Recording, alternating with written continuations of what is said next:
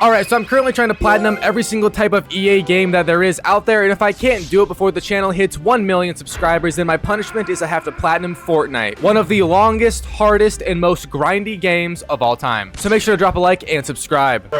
Anyways, today I got the platinum trophy on Unravel, which is one of 2 Unravel games that EA has published, and boy oh boy are these annoying ones. Unravel is that sort of Little Nightmares type of game where you view the world in a 2D aspect ratio, and the environment is very dangerous to you in almost every scenario. There's also a trophy where you can't die at all, so that's awesome. But Unravel 1's platinum is far easier than the sequel, making today a headache but not a brain tumor. It contains a total of 26 trophies including the platinum trophy. Took me about 9 hours to complete, which is right on par with the trophy guide, and it's rated at a 3 out of 10 in difficulty, which I think should be a bit higher, but it's okay. Now before we begin today, I did want to address yesterday's video on Battlefield 4 because a lot of you, or all of you, claim that the game's servers are still functional, which is true. I know that's true, but nobody plays anything besides one mode, and you need a lot of fringe modes for the trophies, meaning heavy boosting will be required, and that's something that I am not doing for this challenge. Now in the list of games, there is still 2 more that require similar things, that being Battlefield Hardline and Star Wars Battlefront. Both games have quote-unquote servers, but nobody plays all of the modes that are required for trophies. So when I make videos on them, I am not going to get the multiplayer trophies on that because it does require heavy boosting. However, because of this, I do feel bad, even though it's not my fault, for fuck's sake. These games are older than I am almost. But I will consolidate your hurt feelings, seeing as terminally online viewers of mine really do care. And I'm going to throw in 7 new games from EA that I previously overlooked, including a hockey game, a Madden game, a soccer game, which fun fact, I have no clue how soccer works, a couple of fringe EA games, and the newest Plants vs. Zombies game. Now this is going to be the last time I'm addressing the boosting trophies within this challenge. I already did in the past, but if you feel the need to continue commenting it, then have fun wasting your time. I am not going to be doing boosting trophies. That is that. Oh my god!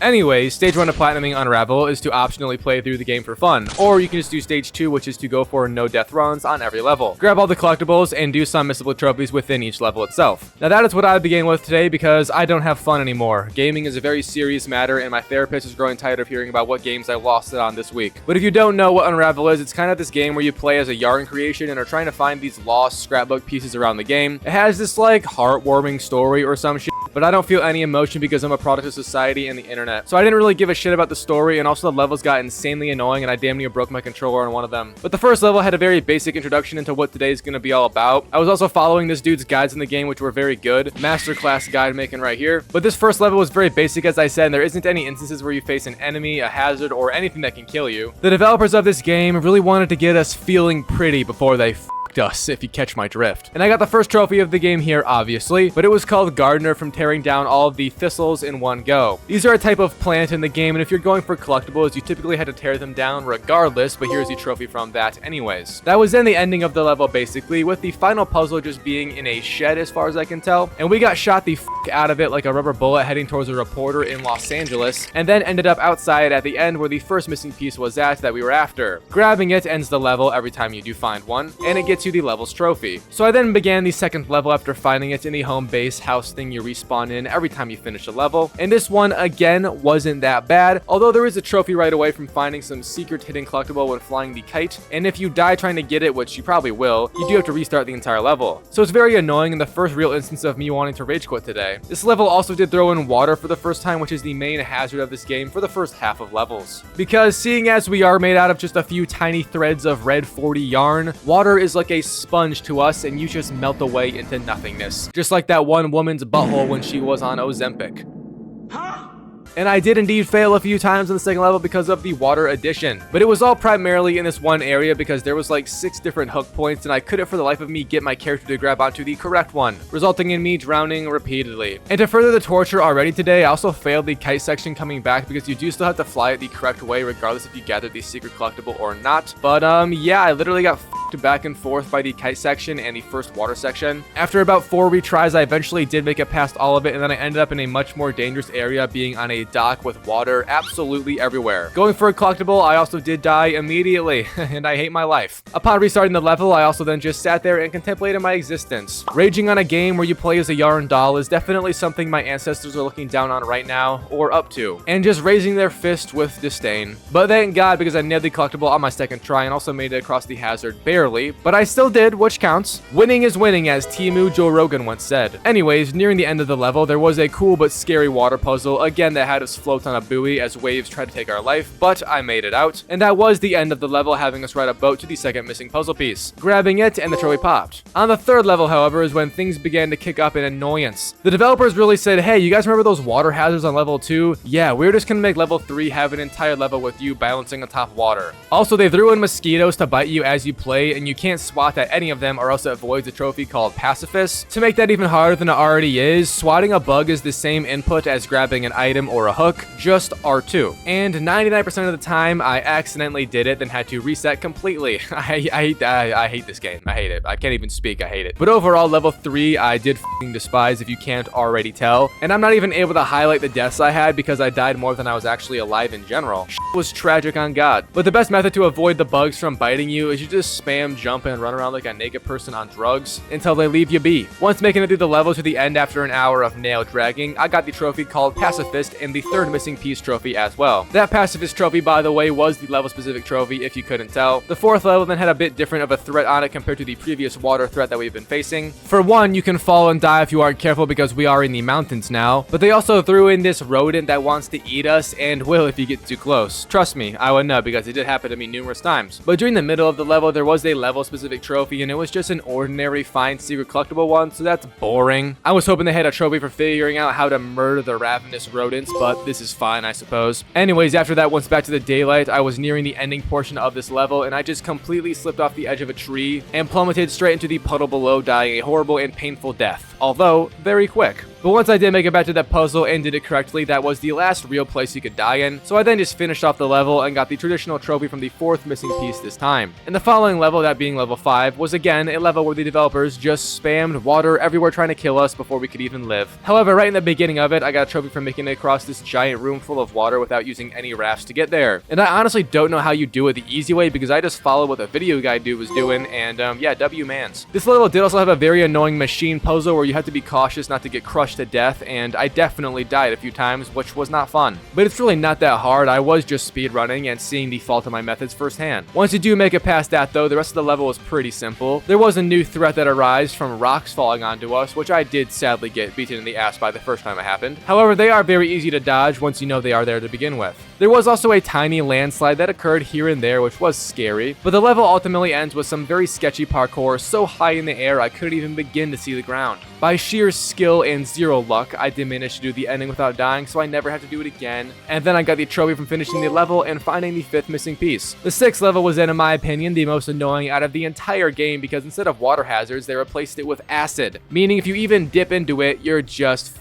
Previously, if you fell in water, you were usually screwed, but you could sometimes get away with it. However, now you have to be perfect, and I died a lot. I don't want to talk about it, I really don't. But it led to me having a mental crisis, and I just sat there for about 6 minutes staring at my screen, questioning every choice I've made in my life that led me here. A man's worst nightmare is thoughts after 10 p.m., but an even worse nightmare is when those thoughts begin at 4 p.m. How much longer can I continue to just thug it out, I ask myself on a daily basis. That's what I'm saying. Anyways, this level just shoved all the annoying shit into one area of it, to be honest. So once I did finally get past that and made it to the ending, I was very pleased. The level specific trophy was also at the end, and from using the excavator to dig up some shit, which also did give us a hidden collectible and a trophy from finding it. I then just finished the level, got the 6th missing piece and the trophy from that as well. The 7th level then began, and this one was kind of hard, but I was getting a tad bit better at the game now. And its specific trophy was from finding the hidden collectible within the machine we were riding up to progress the level. It's done by just hanging down an edge that you aren't really supposed to. I also did die a few times getting there, and just an FYI at this point, I had decided that even if I die in the level, I'm just gonna keep playing to get all the collectibles and trophies on it, then replay it solely focusing on not dying, which is a way better method than the all-in-one shit I was attempting to do. And I think I also felt my blood pressure lower because of this. Hashtag self-help is trending. This level, by the way, actually had us get the 6th missing piece again because it actually got stolen on the previous level by an animal, and I didn't mention that because I don't care too much about a game where you do parkour power as a yarn ball. The following level then had a new enemy, that being birds, and there was only really one annoying section in it, right in the beginning for that matter, but you had to cross a giant field of enemies and not get taken as the birds swoop down. It was very annoying, but if you have patience, it's easy.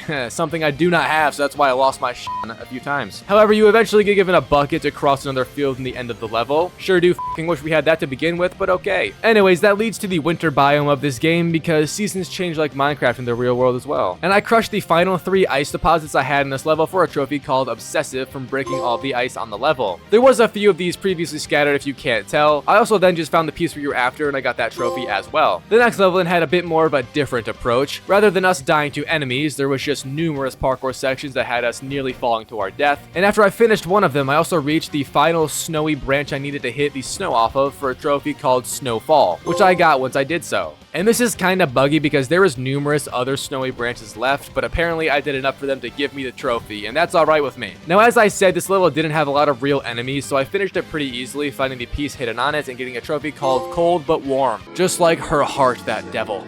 Anyways, the next level had a trophy from us controlling this magnetic car machine and dragging a part out of it to use to crush a box and get a collectible hidden inside of it, which was a trophy that popped right after I did such actions. This level was also very quick, but kind of hard. Only at the ending though, because you have to do a single parkour jump with the threat of dying being a possibility if you aren't perfect. It took me a while to master it, but you just want to run up the edge as the machine part is being grinded, then jump quickly and you should be fine. Finishing the level off with finding another missing piece and getting a trophy as usual. I then reached the ending of the game basically, and it had us wading through snow. It was kind of scary, not really challenging though thankfully. And all you do to stay alive is just make sure you're lashed onto something whenever a wind gust occurs, or else you're gonna die a cold and painful death. But once you do reach the end of the level and chase a missing piece, our poor character runs out of yarn finally, and we died. Rest in peace, bozo. No, I'm just kidding, a woman's hand grabbed us, and the touch of female brought us back with 2 trophies. You then awaken the final level of the game, and it's a very fun one with these fireflies everywhere acting as hook points, and you basically just fly around grabbing collectibles the whole time. You also can't die to fall damage here, which is a major W because I definitely would have. While flying around to get a collectible at the top of a tree, I also did manage to use 25 different jump points in a row without touching the ground. And once I did touch the ground again, I got the trophy called Flow from doing that. I then found the final secret collectible and got that trophy that has been spanning across the entire game. Once reaching the house where good old Granny lives, then it ends off the story with us getting a trophy from finishing every level without dying and the platinum trophy pop.